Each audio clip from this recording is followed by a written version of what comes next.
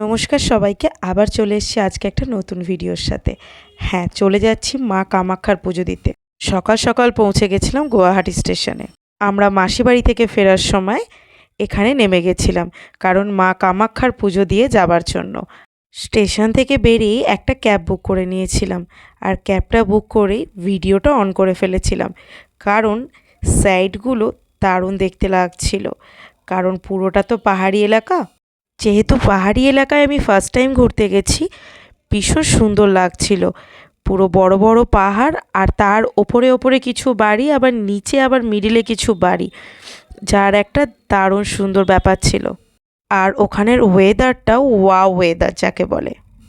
মোটামুটি এখানে যেভাবে গরম রয়েছে ওখানে গরমের লেশমাত্র নেই। ওখানে ভীষণভাবে ঠান্ডা রয়েছে এখনও অবধি। আমরা খুব তাড়াহুড়ো করছিলাম, কারণ মায়ের পুজো দিতে হবে। কারণ কিরম কি লাইন থাকবে, কত কি দেরি হবে একদমই আমাদের জানা নেই। তাই আমরা খুবই তাড়াতাড়ি পৌঁছে গেছিলাম হোটেলেতে। হোটেলে ঢোকার পরে আমাদের ইচ্ছে ছিল যে বাদবাকি জায়গাগুলো ঘুরে দেখা যাবে, কিন্তু ভীষণ সুন্দর সুন্দর এই পাহাড়গুলো দেখে আমার কিন্তু ভীষণ ভালো লাগছিল। আর আমরা সবাই এই ভিউটা আর সাথে ওয়েদারটা এনজয় করছিলাম, কারণ এখানের ভিউ আর ওয়েদার দুটোই কিন্তু ভীষণ দারুণ। তবে কামাখ্যা মন্দিরের সামনে হোটেল বা যে কোনো রেস্টুরেন্ট কিন্তু ভীষণ কস্টলি, কারণ ওখানের এরিয়ার খাবার দাবার থেকে শুরু করে হোটেলের কিন্তু ভীষণ রেট। আমরা শুধুমাত্র নিয়েছিলাম একটা বেলার জন্য।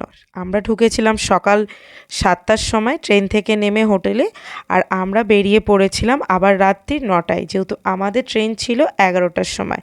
তাই আমাদের বেশিক্ষণ থাকা হয়নি, আর সেইভাবে সাইট ভিজিটও করা হয়নি।